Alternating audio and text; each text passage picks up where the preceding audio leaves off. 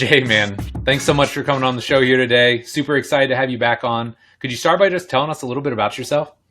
Mike, first of all, thank you so much for the invite to be back on, buddy. It's great to see you.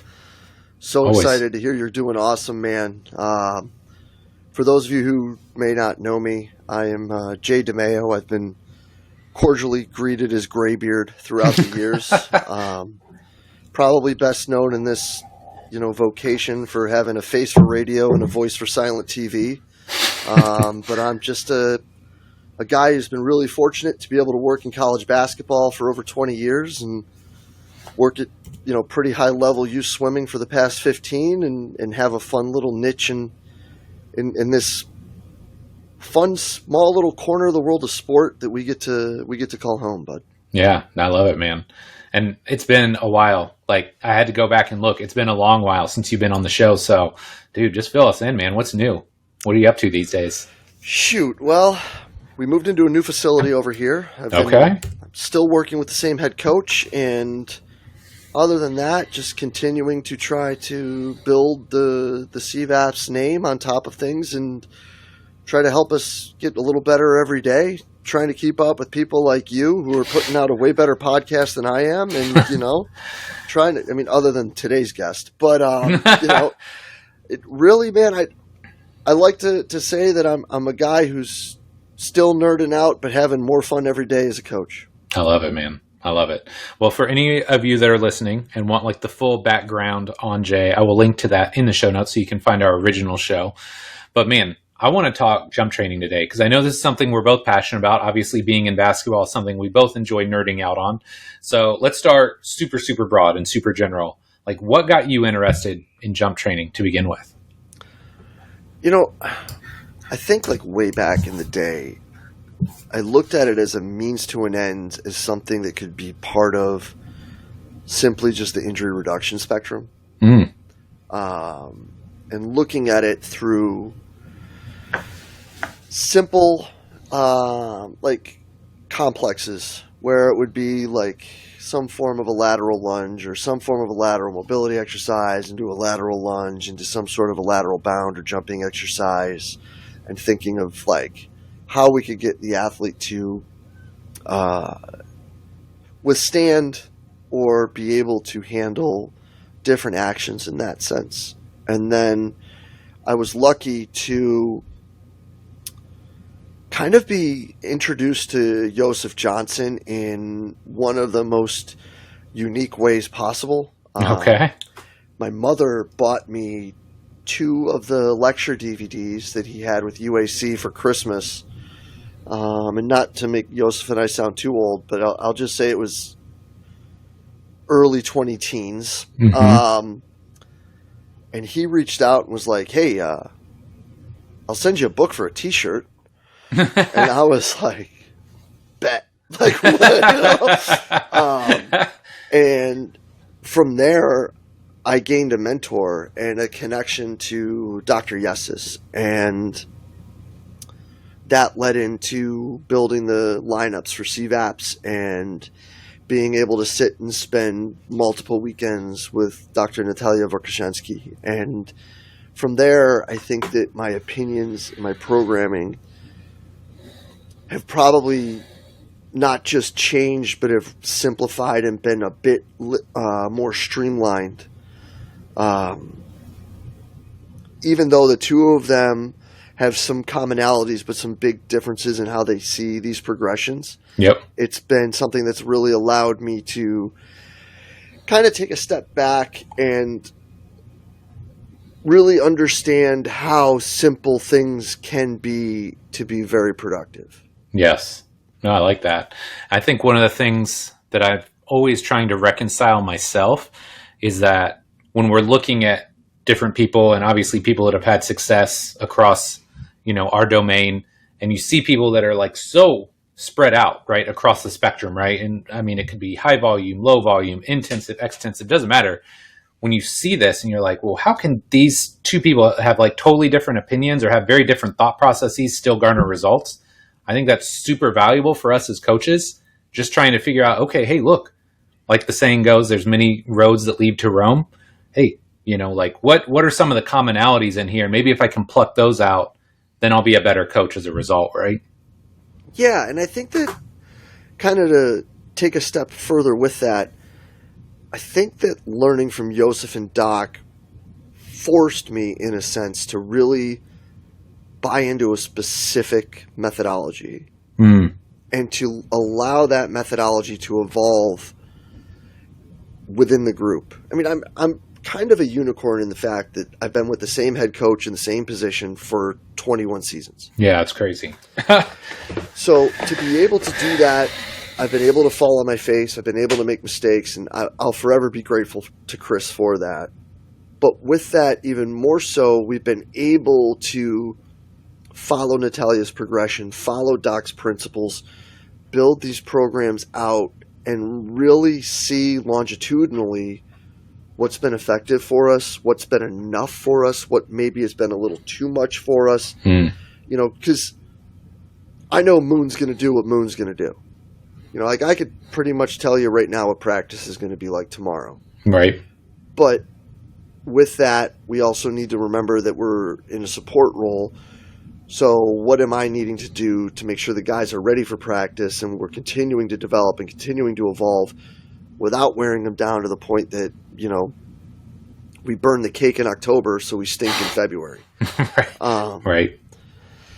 So being in that position and really investing into not just the parts of what Natalia taught me and not just the parts of what Doc taught me and the parts that Joseph taught me that I liked, but truly investing into the whole philosophy and program, if you may, especially where they intertwine, I think has allowed for us to have a better understanding of this simplistic nature of, what do you want to call it, the 1x20 or the minimal effective dose, or I don't know, whatever half the world loves and half the world hates right now that they want to call it.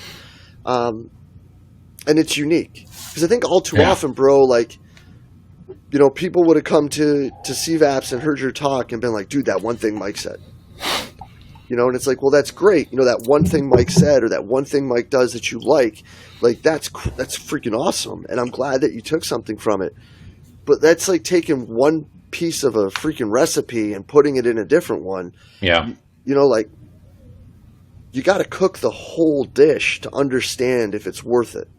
I like that. And then after that, you can then decide where things fit. I've talked about this with people in the past. They talk about like we're going to talk about jumping, but like right now, another hot topic because it's that time of year is like Olympic lifting, right? Mm-hmm. And there's studies out there that say Olympic lifting is really important because the core activation or whatever it may be is similar to grabbing a rebound. Okay, well, if that's the case, then how come the best rebounding teams in the country have been bodybuilding and HIIT teams? Right. Like, I mean, AB does a ton of stuff that's Poliquin based. Yeah. Right? Like he may do some Olympic stuff now and then, and I don't want to quote what he does with his training, but he's got the toughest, baddest dudes in the country. Yeah. They've won more games I think than anybody in the country since 2020. Wow.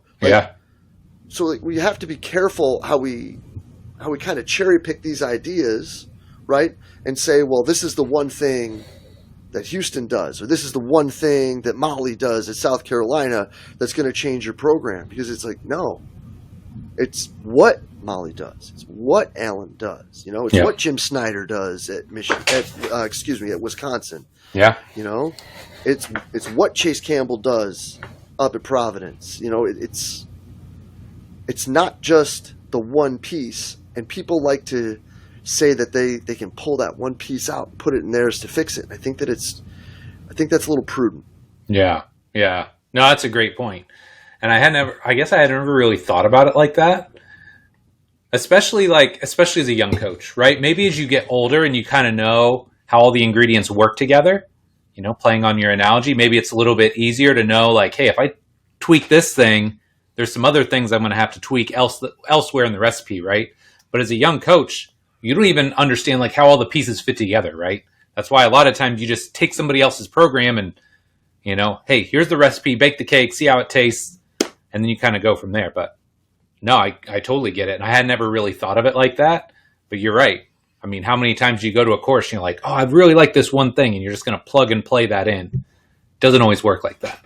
No. And it's especially like with, you wanted to talk a lot about jump training today. I'm like, especially like that, right? Because there's so much that can go into it, and there's so much that you can get out of it, but there's so much that can go wrong.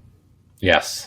You know? Especially with jump training, for sure. And it's like, I think that we love cool things. We love exciting things. And we love stuff that is fun and challenging and exciting to us as coaches, as practitioners, as lifters still. But, like, if you're telling me that that's what a 15-year-old swimmer or an 18-year-old freshman needs, like, I'm going to have questions for you, boss. Yeah, no, I like that. And this actually goes seamlessly into my next question, because you're absolutely right. People love, these crazy high box jumps, or they love to see the dunk highlight reels on, IG or TikTok or whatever. But I think you and I have both been in this game long enough, and we've been exposed to enough people. We realize, like, there's a lot of merit and a huge role that low-level plyos can play. So I would love to hear maybe how extensive plyos fit into your program. It's the cornerstone of almost everything we do. Yeah.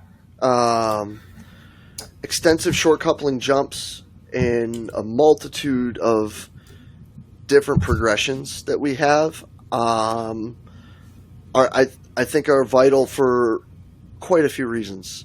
First, within reason, you can get out of your shoes. You can do things barefoot. We can talk about big toe, foot strength, ankle complex, this, that, and the third.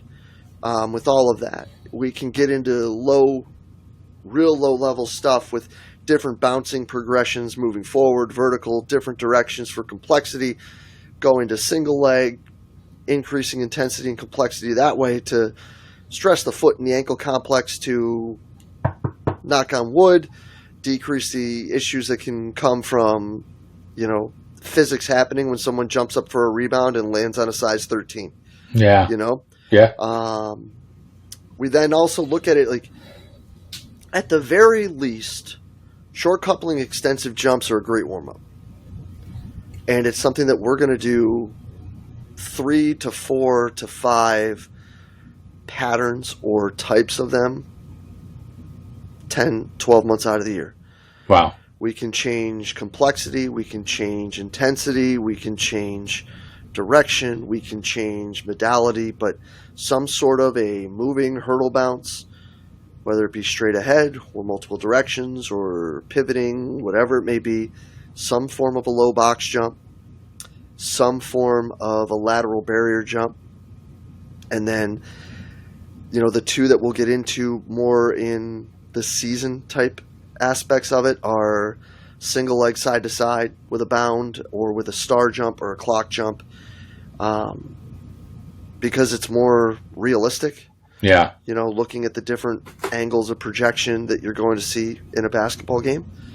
But yeah, I mean, I think too, there are some exercises that get displaced away from the idea of short coupling extensive jumps. And I think that the running exercises that Verkhoshansky prescribed are those to a T. Springy runs, which we sometimes call ankling. Yep. Just more relaxed and projection with your foot. Leg-to-leg bounces, 45-degree bounces, extensive bounds. Learning to be extensive when you go right, left, in my opinion, is the best single leg strength exercise that an athlete can do. Yeah. Because if you can cycle that foot around and then bound out relaxed and switch feet, I mean, bro, that's some freaking impressive shit. I always forget about those. I always forget about those. That's like, I've got a few guys that can do it, and every time I see it, I'm just like, wow, I wish I had your parents, Right. It's like, yeah. It's unbelievable. But they're strong cats that cut well, that jump high, that move fast, and they can do so in a relaxed, efficient manner. And I think that that's the other part of it that has a great amount of carryover to how they move, cut, jump, change direction, is that it's done elastically, relaxed, and without tension. Yes. It's so much of what we want to do with these jumps. Your teeth are grinding and all this, that, and the third, and it's like, if any of these guys grind in like that on the court, they are getting blown by and put on SportsCenter. Yeah, that's facts. Yeah. Can you just be relaxed? Can you be fluid? Can you bounce, change direction, get up in the air, do all these things without the tension? And, to make a short answer long, almost every day. Yeah, yeah. Okay, so help me better understand. Where do they fit in, like, in your training day? Like, what part or where do they slide into the program? And then a second question, because I was going to ask, like, how often do you do them in the annual calendar? And you said 10 out of 12 months. So I guess more interestingly, what are the 2 months that you don't use them? The first month when they're not practicing at all and they have off. Okay. And August when they're off. Okay. I think, all right, so how we progress them. So we progress each of those levels a little differently, but they progress simultaneously. Okay. So early on, teaching power skips and teaching springy runs, 45 leg-to-leg bounces, those will come in after the warm-up on what ends out being game day plus one in the summer. And then as we get into the preseason, we'll do that on our optional off days for the guys that are coming in that need to work on how they cut, how they change direction, and those sort of things. Simply, again, because it's great preparation for the running speed work, and it's an excellent warm-up. Yeah. And also, those qualities show up at those times, right? Yeah, for sure. For the extensive bounces and then the extensive short coupling jumps, those will be what we would call Tuesday, Friday for now, or game day minus one going in, because it helps the body be prepared for bigger outputs. Yep. Do you get a great training effect from it? Yes, without a shadow of a doubt. There is a great turnover to what are we calling it now? Elasticity, stiffness, yeah, whatever. I know. Whatever term we want to use this year. Yeah, they get more bouncier. Yes. When they yeah, do there it. You go. So we do it before we will do our quote unquote bigger jumps. As we progress into weighted jumps or high box jumps or whatever it may be. More of the flashy, sexy, cool, Instagram, TikTok-y things that we get to. But it's really kind of funny because Natalia just laid the entire progression out there and said, here it is. This is everything my dad studied. Right. And for some reason, people just didn't want to listen to it. And they're like, well, we just want to do depth jumps. And it's like, well, that's great. But she told you how to make it more effective. Yeah. And I think, and Yosef has said this probably more times to me than I can count, do you think that Yuri or Natalia or Doc didn't think of the same dumb stuff that you're trying to think of to put in there before and found out it wasn't a better way? Right. And then I'm still such a blockhead, I try it. And 99 times out of 100, they're right. Yeah. How many times has she spoke at your event? Yeah. She's been here twice. She's given 3 talks, I believe. Was the first time in 2012 when I was there? Yeah. Dude. That's the first time she spoke in English in front of people. No, I know. Which is wild in and of itself. But I'm sure you remember this. She has 4 people. I remember random stuff like this, right? She has four guys, and she tells them, like, go take 2 laps, right? And 2 of them make it in a decent amount of time. The second 2 are literally dragging. Mm-hmm. And I just remember her commenting something to the effect of, how bad just like our GPP was as a country and all that. I'm just like, oh, okay, so that's where we're going with this. But she wasn't wrong. Yeah. That was when we were out on the field hockey turf, right? No, I remember. Yeah. It was crazy. Oh, yeah. But one thing I don't want people to gloss over, you talk about the relaxation piece. Mhm. And again, this is where people want to either overthink stuff or they don't know any better. And we've been so conditioned from the stuff we do in the weight room. They're like, oh no, muscle, muscle, muscle. And they don't understand like the two ends of the spectrum, right? Because yeah, when you're in the weight room, if you're trying to lift heavy things, by all means, grit your teeth, squeeze, max tension, I get it. But when you're doing this extensive stuff, that's not going to help you. You're going to be slower, right? You're going to get into postures, positions you don't want. You're not going to be bouncy and elastic. So one thing that I would love to hear more from, and maybe you already gave them all, but like, what are some coaching cues you might give there to really help people relax? Because I'm sure you have these kids, right? I call these people tryhards, right? They're always trying hard. Like they want to impress you and they're giving you their best effort. You're like, no, dude, I need less. Yeah. What cues can you give somebody to help them relax? Yeah. So when Natalia was showing it, she said, in only the way that she can, that you have to catch the pleasure. It's like playing like a child. Okay. But like with the guys, and I'm just like, Joe, just let it show up. Yeah. Just let it show up. Like, have fun with it, man. Like, and when they get like real rigid, like sometimes I'll just like grab them and like start shaking them a little bit. Just be like, yeah. Hey man, like it's okay. Like, it's not going to be perfect. And I don't really care. Like, you're going to figure it out. Just have some fun with it, dude. You're going to be doing this a lot. Right. So if you sit here and you're rigid and you hate it and you act like you hate it, this is going to blow goats. But if you just like relax and are like, it's not that serious, all of a sudden you start to catch on to it and people start like being happy with your outputs and things get better. Imagine that. But the most is it's just like, when people get like rigid with their arms, it's like, yo, man, just relax. We're good. Right. Good. Just bounce. Question. Do you do like tempo or oxidative lifting? Sometimes. Okay. The same concept applies there. Like as you're talking about that, if you've ever had to do tempo or oxidative lifting, which is like these extended sets, 40, 50, 60 seconds, continuous motion, if you try and muscle that thing for 60 seconds, bro, you're toast. It's not going to happen. So what happens is the first 2 to 3 weeks, you're trying to muscle it, and then you start to relax, and you just smooth all that motion out, and then you're like, oh, wait, this isn't as hard as it was, although I'm doing more work.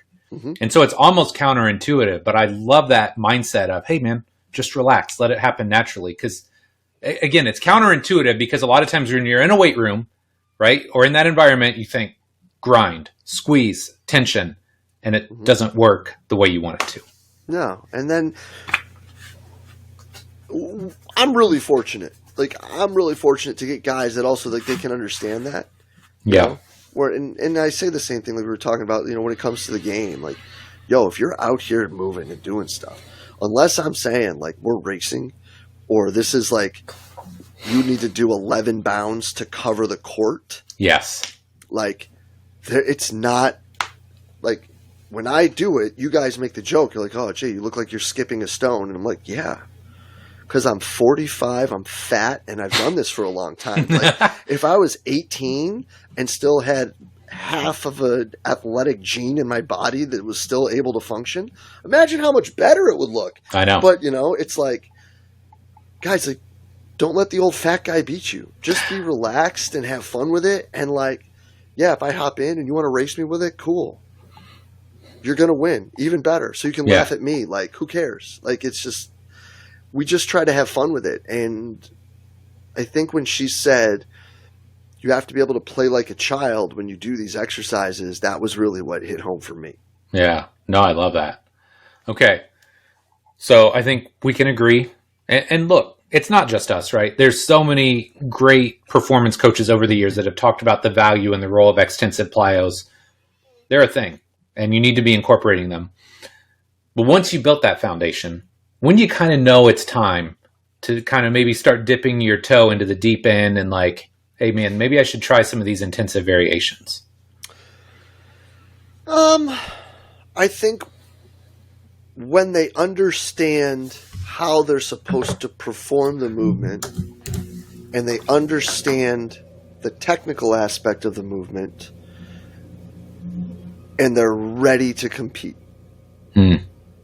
Because I think that the one thing that people miss the boat on is the difference simply between an extensive and an intensive exercise is an intensive exercise is measured. Yes. It's max intent and it's measured. So we don't do a ton of intensive stuff because sport is submaximal, right? So we may get into 1, maybe 2 intensive jumps, but not many, because I think that there's a lot that goes into it. And there's a lot that's taken out because of it. You know, if anyone subscribes to the thought process of trainability and what you have in the tank for the day, I think there's, other than like max sprints, I think intensive jumps probably take the most out of the bucket. Yeah. So if we do something, I try to sneak in there to make it competitive so that they push through it, so that they truly are not leaving anything behind. And unless there was something programmed in as a reductionist standpoint later on in the session, I'm looking to pull back somewhere later on. Interesting. It's just funny. Like, the things that you're saying are like bringing back all these memories from different events and stuff. And I remember years ago, I had Brett Jones come in, the famous kettlebell guy. And I said, hey, man, this is when kettlebells were really just getting going. So that'll tell you how long ago this was. But I said, I want you to just give us an intro into kettlebells. Like, where do they fit into a program? And I remember the first thing that Brett said was that before you figure out where kettlebells fit into a program, figure out what you're going to take out of your program first. Because everybody wants to be additive, right? I've got this program and it works great. Now I'm going to add this, or I'm going to add this. And it's kind of almost even worse than like taking stuff from other people's programs and just plucking it in. It's like, hey, you just keep adding more and more stuff, and now you have this like Frankenstein workout, and you know, just exceeds your body's capacity to recover, right? Yeah, and like, it's crazy too, because these kids are 18 to 22, 23 now with the COVID year or whatever. Yeah. But, like, they're so resilient, but they're also practicing once or twice a day, and they're going to school and doing God knows what when they're away from the facility. So it's like, if all you do is keep throwing things at them, eventually they're going to break. And you're not going to know that it's what you did in August when they break in October. Like, they don't typically, unless you do something completely and totally, like, mind-blowingly crazy, they typically don't break in one day. No. So what really, I think a lot of us older heads, God, I can't believe I called myself that, in the game could probably help people with is understanding that less truly is more. Yeah. You know, our days that we jump right now, they look long on the piece of paper, but like lift-wise, it's the shortest lift of the week. Yeah. You know, do we squat that day? Yes. Or trap bar deadlift or whatever their bilateral patterns are? Yes. Do they hinge? Do they do some form of pressing vertically and horizontally? Yes. Like, are they doing big exercises that day? Yes. You could almost call it their high day, if you may. Right. Right? Right. But that's it. Like, there's no single leg work. There's no extra added work. There's just like, that's it. Cool. Yeah. Deuces out the door. Like, let's go practice. Yeah. How long would you say that session, your high day lasts? 45 minutes. Isn't that crazy? How long? Okay, now here's a better question. How long was your high day 10 years ago? Months. No, I would say like probably in the height of my like elite FTS reading, Louis following time, our like max effort date. So I don't know, man. Like, cause the guy that I worked with that really helped program with that, he was big into Louis, so they were all almost 45 minutes. Okay. But we were also like those off days were like the crazy, what were they called? Like the GPP days? Yeah. But Yeah, they were yeah. miserable. Uh-huh. I mean, Yeah. like, bro, we would do 2 laps of lunges around this building with a 30-pound med ball where it would be like, I do 2, I do 10, you do 10. Oh, You're like, dude, you just like, just slammed. Just bro, slaughtered. Felt like you got hit with a telephone pole the next day. Yeah. And it's like, oh, max effort bench. And it's like, okay, here we go. Yeah. But yeah, no, it was just basically like hit the big thing, hit an accessory, and then hit like 2 or 3 things after. But my program days were probably like an hour 15. Yeah. And this is like with 20 minutes of like conditioning in the beginning of it too, to build in. Like our days are 60 minutes tops for these guys with conditioning, like the energy system stuff. And it's, I don't know if kids today have the capacities or the focus for much more than 50 to 60 minutes. Yeah. No, I can't think of, other than some pros that are maybe coming off stuff, right? So we have some specific, maybe like isolation stuff that we need to work on, and or they're maybe just enjoying being in the gym, right? The weight training gym and not on a court. 75 minutes is the most, but most of the sessions are 60 minutes. Yeah. Right? I don't know. It's just interesting. I'm always curious what other people are doing. So, okay. Now, coming back to jump training here for a minute, because I love these little tangents we've got going.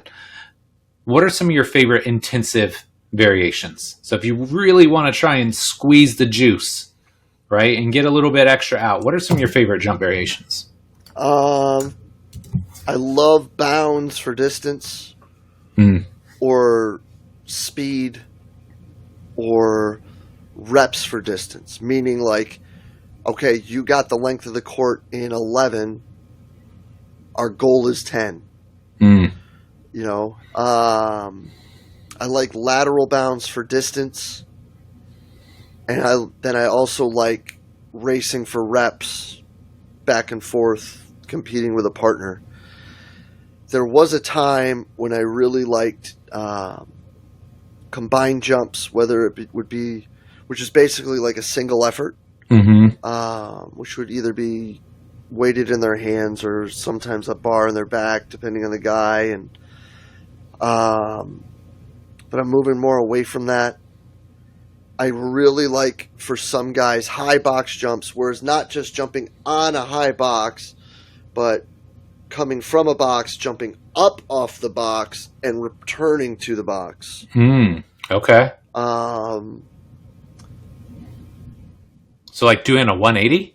No, so I would be... Or just like 2 equal height boxes? No, so I'm facing the wall typically, and I'm standing... we typically start the guys when they do this at 6 to 8 DC blocks. Yep. I jump up backwards off the block, hit. I'm with you. And then I come back up and then project up, hit back up. I'm with you. So Natalia teaches it that it's like a low box jump is just boop, boop, boop, yep. boop, boop, and then a high box jump is boom, boom, boom. Yeah, I'm with you. And it's super challenging. You have to really do the groundwork for something like that, because it's the elasticity required to perform the exercise at a high level is really it's really next level.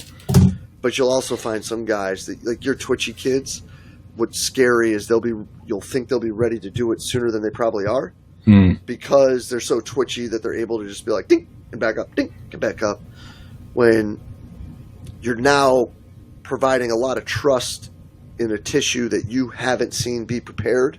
So don't make the mistake that you can see an output and think you're prepared for it. Gotcha. You know, like make sure that you've done the work and done the steps and done the things to get your kids or your athletes to the point where you are very sure that they're going to be able to not just perform the exercise, but perform it successfully and safely. Yeah. Because there's some stuff that you can do, especially with the intensive things, that it can get wild, man. Like, it can get wild. I mean, in all intents and purposes, like just a max jump like a vertical, is an intensive jump. Sure. If you measure it, it's intensive. Yes. We'll do depth jumps with some guys. If there's guys that we think they need some work in certain areas. But as Natalia said, that's the cherry on the sundae. If we don't need to get there, we don't get there. But yeah, to make an answer that could have been 4 words long, bounds in different ways of measuring them, whether it be total distance or covering a distance in time or jumps, and then lateral bounds similarly are my 2 favorite. You know what's interesting? Granted, you did talk a little bit about vertical stuff, but you talked a lot about either like horizontal or lateral projection, right? Which I'm sure you've already thought of this. But everybody is just obsessing over braking metrics right now, right? Everybody loves braking. Like that is the thing that everybody wants to talk about. I'm telling you what, if you can take 10 or 11 jumps and cross a basketball court, I would assume your braking's pretty damn good. Yeah, and I also wonder about that sometimes. We're so worried about how we stop, but I don't want my guys to stop. Yes. If everything you do is just stick, then I want to play you. Yeah. I don't want you on my team. Especially right. If we can get into some backdoor actions, I want you to stick those landings all day. Right. And while I do understand how it can fit right into the grand scheme of things, I wonder if we worry too much about that, and that's why people have missed the boat, in my opinion, a bit on the extensive jumps, is because it teaches you to recoil. It doesn't teach you. I don't like the word absorb because we're not Thanos, right? We're not absorbing force. We talk about physics, but we're we absorb force. It's bro, you just said physics. You don't absorb that, right? You dissipate it, sure, but you don't absorb it. So do we teach kids to land in position so they understand where they need to get to cut? Yes, I do that. Yes. Briefly. But do I think that dropping off of really high boxes to improve braking forces in all players is necessary? No.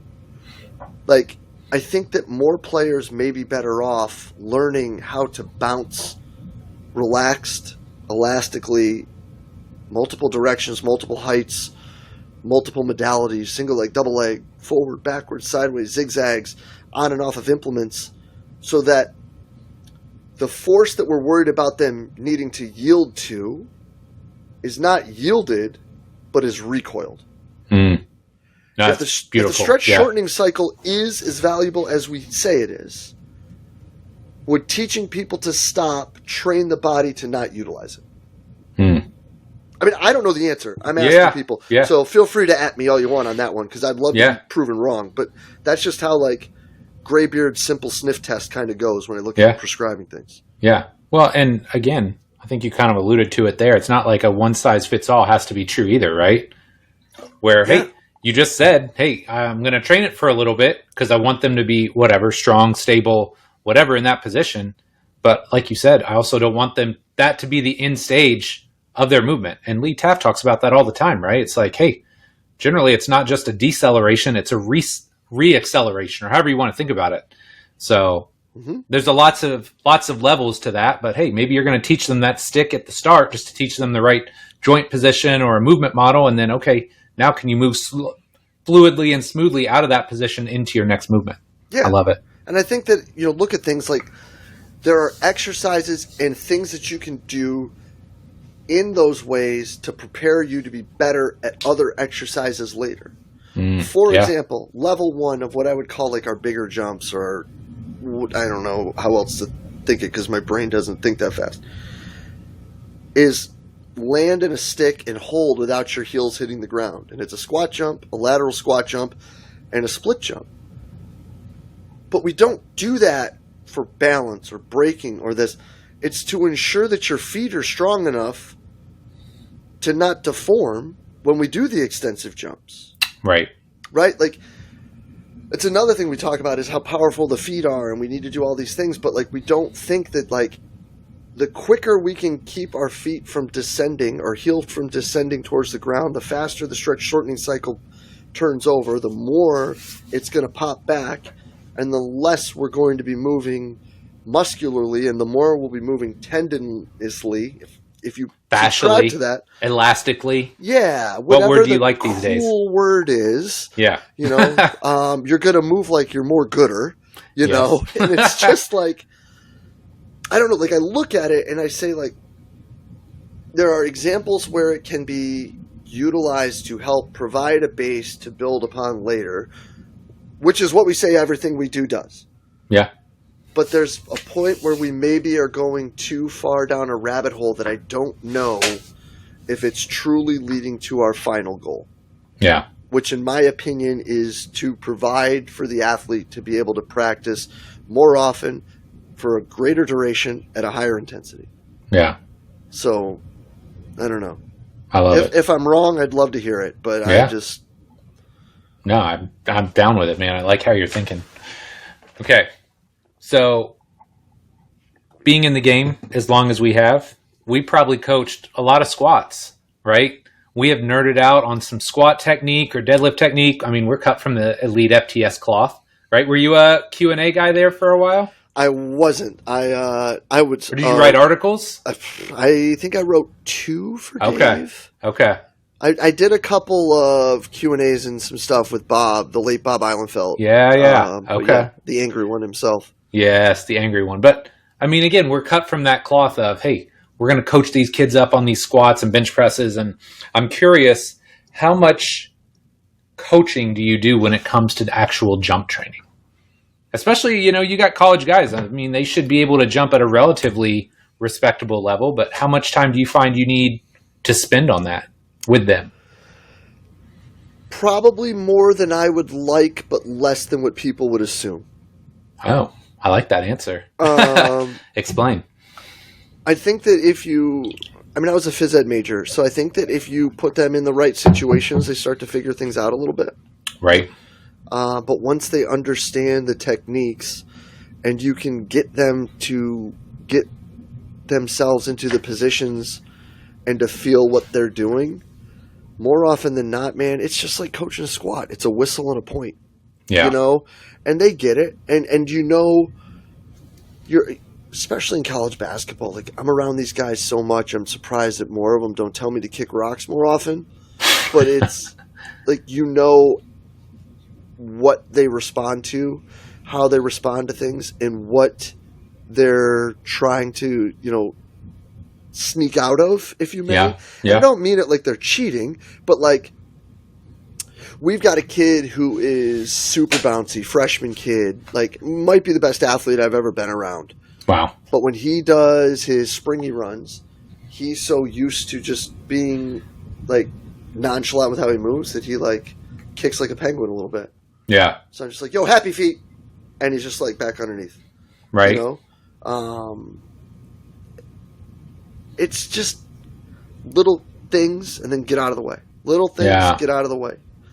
They're good at what they do. Right. Let them be. Yeah. I love it. Okay. How many years have you worked in college basketball now? This will be our 21st season. Okay. 21 years in. I would love to hear, what are the biggest gaps that we can fill as performance coaches to help our collegiate players jump higher? Oh. Man. All right, I mean, this will probably be your clip for the Oh, let's go. We need to stop putting so much emphasis on the weight room. I love it. Like, I I couldn't agree more, but go ahead. I think college, all right, the college game is different, right? Like, you can look in some of the people that I referenced earlier, like, they've got some of the biggest, strongest, baddest dudes in the country, and there's a reason they're good, and part of it is that they're the biggest, strongest, baddest dudes in the country. Yeah. And a lot of it is what they do with it. But if we're simply talking about how we can get them to jump and have greater outputs, I think we rely too much on just continually improving max strength and not enough on teaching the body to move efficiently. And listen, we lift 4 to 6 days a week all year, even in season. I'll probably have a third to 2/3 of my team that'll lift on game day. Yeah. You know, I'm not saying we don't lift weights. I'm not saying you shouldn't lift weights. I'm not saying you shouldn't lift heavy stuff. I'm not saying that there isn't a time, a place, and a value to it. I'm just saying we might do it a little too much. Yeah. You know, like, everybody that's listening to this probably knows like that I'm the 1x20 guy. Like, Yeah. I've got a dude who's 6'11", 260 pounds, who can trap bar deadlift 405 for 20 reps. Oh my I Lord. don't think he needs to get much stronger than that. You No. know, like what else do you need to do? Like, and I'm not going to say that there is a strong enough. I'm not saying that there's a point where we cut things off. Because if I told this cat that he couldn't lift weights, he would punch me in the face. You know, like, he loves being in the weight room. But, like, eventually you need to sit there and talk to these kids about, like, bro, like, that bucket's pretty full.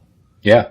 Like, and we do that, Mike, like, with our guys. Like, one thing that I've had probably the most fun with, and it's probably hurt my feelings the most too, but it's made me a much better coach. It's like we do exit interviews every year and go through like what they think works. Yeah. What's good for them, what wasn't working, what they didn't understand. And then we also give them 3 slots week 1 in the off season that now turns into like almost 2/3 of the workout. That's individual selection. And we started out simply with answer 3 questions, bros. What do you love to do? Put that in there. Get after it because you're going to. Right. What do you absolutely suck at? Because if you're bad at it, you probably need to get better. Yes. And then what is one thing that you can come up with that could improve your game? Do those 3 things. And then after that, we add a couple more spots, and it's like, so how is this working? How's that working? What direction are we going? And listen, man, metrics are great. I mean, we look at all the numbers. Right. We look at our force plates. We look at our heart rates in practice and during conditioning. And we look at our outputs during the season with VBT and all that. But you know what? Every time it works, it does. And if you believe in it, it's going to work. And giving these guys the opportunity to be like, I like this because.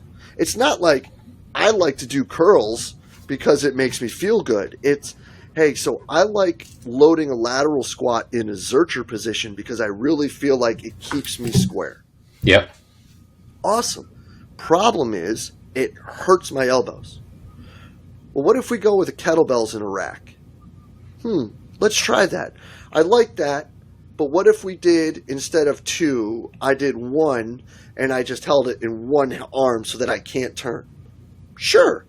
You know, giving them the opportunity to do those things and build out with that allows them to continue to train and stay in, keeps them bought in, and it gives them the ability to, I don't like the word, but like fix the issues that they see. So yeah, kind of a roundabout way, just like there's some power and some necessity to lifting heavy for younger people. Yep. But I think we maybe do a little too much of it when it comes to power outputs. Yeah. Well, and I think this is where a lot of us have come full circle, right? Because so many of us grew up in a weight room, right? And we enjoy weightlifting and strength training. And, you know, basically, I mean, if you go back 25 years, either you were a powerlifting program, an Olympic lifting program, or maybe a bodybuilding program. And every S&C program came out of one of those 3, you know, strength training cultures, if you will. So it's cool to see the evolution, right? And now we realize, hey, this does play a role. And maybe it's teaching better movement. Maybe it's creating or generating some outputs. Maybe it's developing connective tissues to keep people healthy. There's value, but it's not the only thing that we have in our program. The other thing that you said that I absolutely love is this exit interview and the questions that you're asking, because I think one thing that almost all of us could do a better job of is taking, I don't want to say advice, but taking feedback from our athletes. And when you do that and you give them that opportunity to give you feedback, now they start to take some ownership over their program. Yeah. And you want to see some dudes and girls that are like way more willing to buy in and put in the work. You give them some say in what they do and they take some ownership over the process, and immediately you're going to get better outcomes. Bro, we say that the athlete's the PhD in the sport, but we don't listen to their input in what their training is. Yeah. It's crazy. Tell me how that makes any sense. That's like wiping before you poop. That doesn't make no sense at all. There's our quote. Yeah. But I mean, don't use that quote, Paul. Nobody wants that. But that's what I'm saying, though, bro, is it's like, dude, I'm a 5'9", 200-pound guy from upstate New York. You think that I have a better understanding of how some 18-year-old kid, his body moves and feels in the game of basketball than he does? Yeah. You're out of your mind. Yeah. Like, why wouldn't I listen to that kid? Yeah. Now, if they say something completely outlandish, you can look at them and be like, okay, explain this to me. Right. And it's an opportunity to educate. Yes. But it's not an opportunity to demean them. Yeah. It's an opportunity to have a discussion. Because here's the thing. What if the thing you think is completely outlandish, you're completely wrong about? Yeah. You know? Yeah. I've had a couple of guys bring some ideas to me, and I looked at them half cross-eyed, and they were like, yo, hear me out. And then we went through some stuff, and it's like, okay, well, we can maybe work some of that in this aspect. And it's like, dude, your kids want you to be better, too. Yeah. You know? Yeah. Help them help you. So, to that point, like I've done this before, and it was with a kid that played in high school, was going to play in college, and literally he's like, well, I don't like to train legs. And so immediately you're like, kind of a problem. Explain. And then dig a little bit deeper. Oh, well, in high school, the guy's 6'9", right? Built he's built, but he's a 6'9" dude. He's thin and not built to lift heavy things. And, back squats, barbell deadlifts from the floor. Well, there's why he doesn't like to train legs, because every time he did it, it hurt his back. Mm-hmm. Right? So again, this is where these questions, and you start to understand, okay, well, what if I can help you train legs and it's not going to hurt your back? Okay. Now we've got a whole different discussion we're having, right? Yeah. And it's like, I think that's kind of changed my view of the off season as well. Off season in quotes and hashtags and LOLs. Right. But, we just basically take our 8 to 10 weeks of the summer and we go through as large of a catalog of exercises as we can, meet with the guys at the end, and are like, yo, so of these 4, which were better and why? Yeah. Like, yeah, you know what? Can you produce more force with a back squat than a front squat than a Zercher squat? Yep. But if the first 2 hurt and the third feels good, right, guess what? Like, you know what we're picking. Yeah. Yeah, it's easy. Yeah. It's easy. You know what you couldn't have done without asking the kid? Known the first 2 hurt. Yeah. I mean, unless, like, it's god-awful to watch. Right. You know? Right. Like, yeah, we've all had the one kid that, like, squats and all of a sudden it turns into the guy from 300 and is in touch and they're, like, rolling over. It's like, bro, what are you doing? It's like, well, everything hurts. It's like, yeah, it hurts me too. Yeah. Yeah. It doesn't look good, friend. Yeah. So it's, because what's the difference? Right? Yeah. Like, if I ask myself this question when I look at these things, is this the battle worth losing your job over? No. Yeah. Yeah. Yeah. No, it's easy. Okay. I got one more big question, and then we'll do our lightning round. I'll let you go, okay? Cool. So you've been in college a while, and I'm sure you've thought about this, right? Even if you've never entertained sliding up or down the spectrum, right? Working in high school or the pros. How do you think your training program, you can talk about jump training if you want, you can be more general if you want. How do you think your training would change if you went down to the high school level or if you moved up to the professional level? Well, so I do work with high school swimmers. So okay. I would say not much changes, only the progressions last longer. Okay. So we move even slower. And yeah. Especially with swimmers versus basketball players, because as my very good friend Keenan Robinson has said, the swimming subculture is different, man. You get a bunch of kids that wake up at 4 a.m. to dive in a box of water and stare at a black line for 2 hours. These kids are constantly living in a state of fatigue. They're constantly on the verge of overreaching, if not overtraining.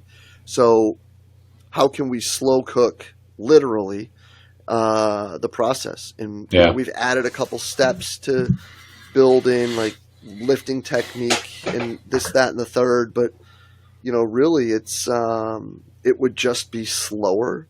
Yeah. and less rigid, because they have so much going on in all realms, and they're in puberty. So, Yeah. like, it's like they're going to have way more good and bad days to have more work to be able to be done, or work that needs to be pulled away. Yeah. So it's a matter of kind of just doing what the game demands at that point, and always keeping in mind you can never do less yesterday, but you can do more tomorrow, and baby step your way through it. I like it. What if you went up? Somebody gives you a boatload of cash to move and go work for a professional team. What are you changing then? I think a lot would be the same, in the sense that it comes down to doing the best that you possibly can to educate the athlete on the principles that you value. And then once they understand the principles that you value and how you're trying to develop the program alongside them, which I think is key, you then build out the program together, and you say, this is what I see steps A, B, C, and D being. Where do you see the problems?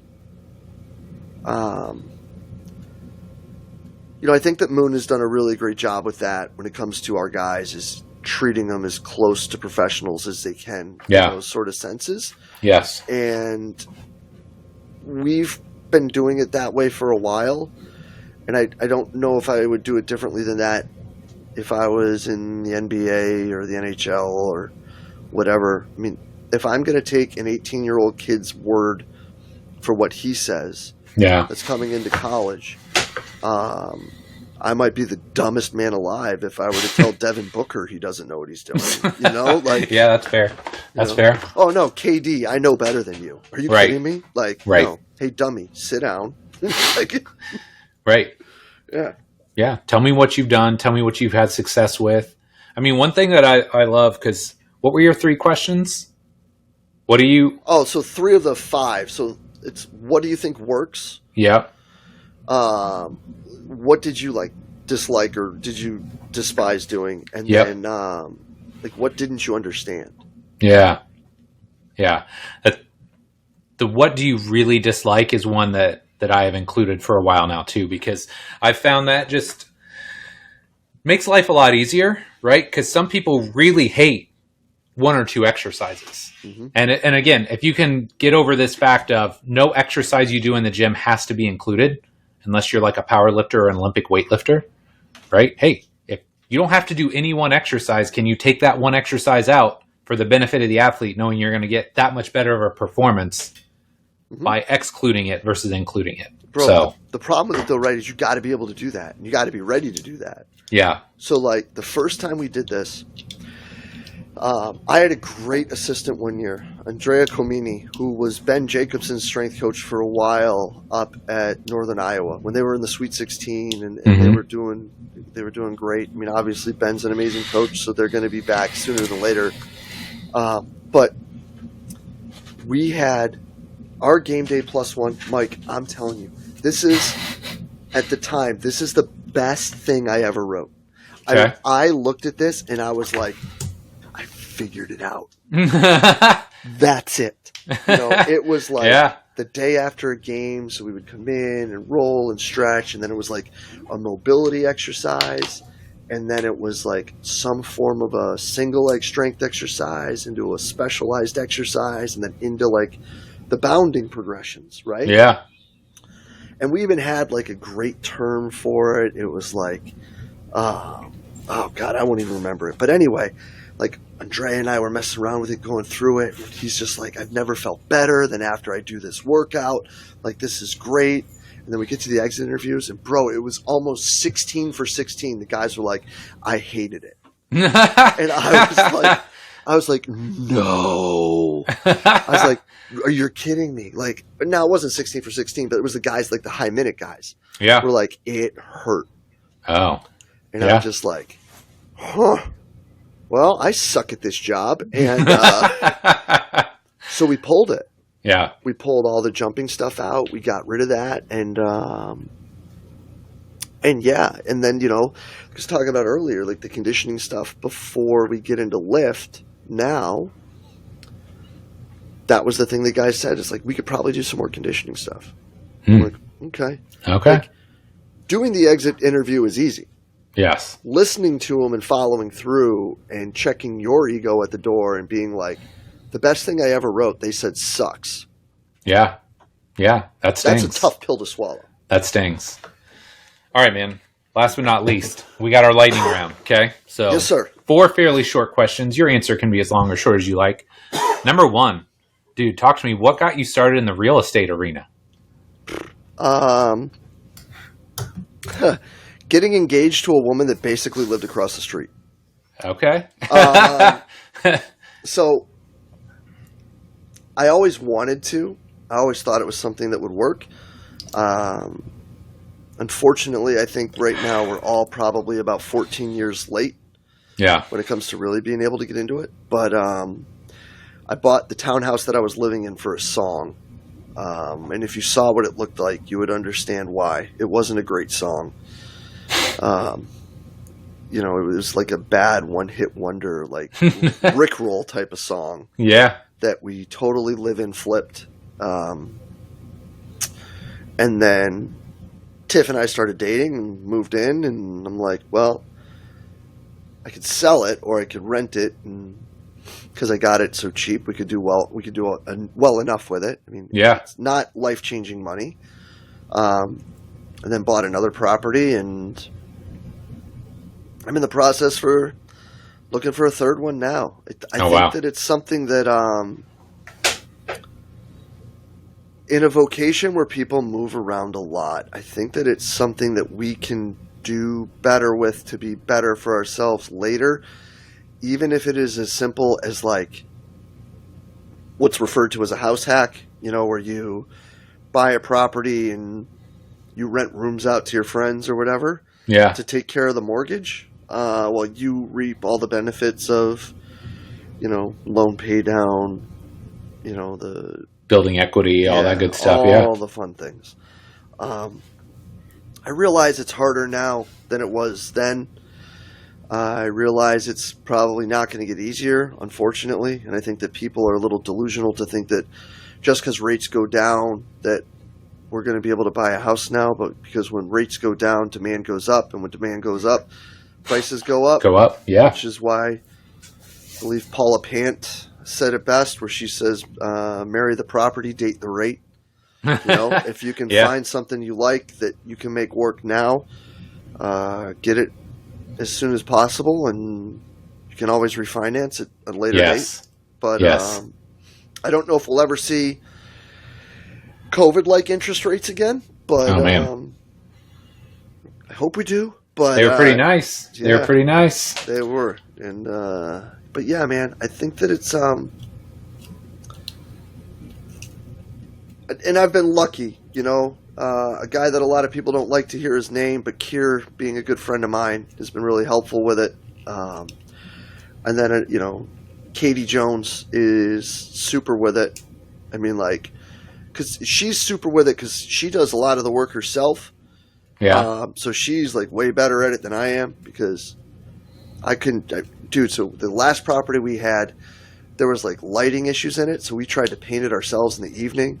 My contractor came in and was like, I don't know who painted this place, but they're horrible. And I'm just like, yeah, I'm glad we fired that guy. But it was me and Tiff. But it's just Mike Tucker at Villanova does great stuff with it too. There's people that are way better at it than I am. One of the most famous strength coaches in the world is allegedly a real estate tycoon as well, like really great with it. So I think that it's something that coaches can do. Yeah. And they should do.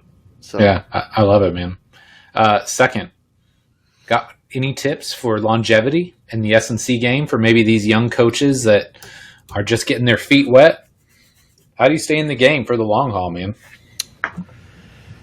You've got to decide that it's what you want to do. And you've got to make sure that the negatives are part of it. Now, if we're talking long haul in one place, there's good and bad to it, right? Sure. the good is that I met my wife. We have 2 properties. We have a house. Things are great. Like, Richmond's an awesome town. I mean, it's hot as all get up today, but Right. Yeah. Here so too. it goes. But it's, there's like the life good to it, we all know, and you don't have to listen to podcasts or be in the FIRE movement to understand this, that the people that move their jobs every 2 to 4 years are the ones that get paid the highest. Yeah. Because you don't leave to not get paid more. Yeah. But dude, when it comes to being able to stick around, right, you got to pick the right boss, and you've got to be able to find someone who's willing to not just support you, but allow you to fall on your face. And just because they let you fall on your face, don't expect them to help pick you up, but know that they allowed you to fall on your face and that you owe them for that. Yeah. Yeah. And then the question I asked earlier, like, you've got to ask, like, I hear a lot of people talk about on podcasts, like, I need to tell the coach to do this. I need to tell the coach to do that. I need to tell these people to do this. And it's like, bro, if there's something that you see that it's a battle that you would lose your job over, okay. But if it's not worth losing your job over, I would advise you to walk away, take a deep breath, and move on. Yeah. That's a pretty good litmus test. Honestly. Like, are you willing to lose your job over this? Die on this hill, so to speak, right? Yeah. No, I mean, like, if it's doing something that's completely over the line, I get it. Yeah. Or if there's something going on that, like, morally you are against it, Absolutely. dude, I'm with you. Yeah. But there's... Pick and choose, right? Yeah. Pick and choose your battles. You're going to lose it over the fact that you only get 20 minutes to lift after practice. Hey, there's a reason head basketball coaches make $1 million. Right. You have to make those decisions. And all the other things that go into it. Yeah. So. It's fair. I like it. Okay. Number 3. Bro, how much time are you spending in that sauna these days? Dude, we try to go every night. Yeah? Yeah. It's the greatest gift I ever gave myself to my wife. She loves it, and I think that what's great is there's 2 moments in the day. So we actually have one here too. Okay. And when I turned 45, I tried to make a commitment to myself to do 2 activities for each part of, like, the YMCA mind, body, spirit. Yep. So after I train, I try to sit in our sauna here for like 10 minutes and visualize and pray for the spiritual aspect. Yeah. And I do it there because in the heat, it forces me to focus. I like that. But then I go for a walk after lunch because typically that's my separation from, like, working stuff to, like, now it's the guys. So it's like we're focused in completely. It's all about the team from here forward. Yeah.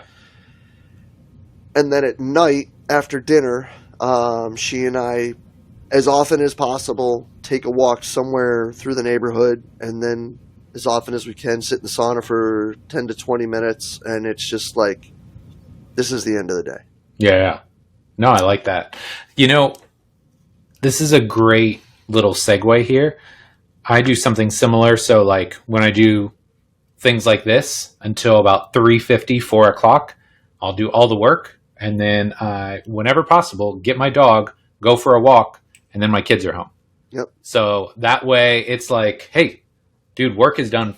Now, granted, work can always continue going, but it's like that line in the sand of, hey, time to take a break for a while. Now they're the priority. So I love that, having those, like, little dividing lines in your day, whether it's meditation, walking, sauna, something to kind of break the rhythm and then help you shift gears. I love 100%. that. I love it. 100%. Okay, man. Last but not least, what's next for Jay DeMayo, man? College basketball season, here we come.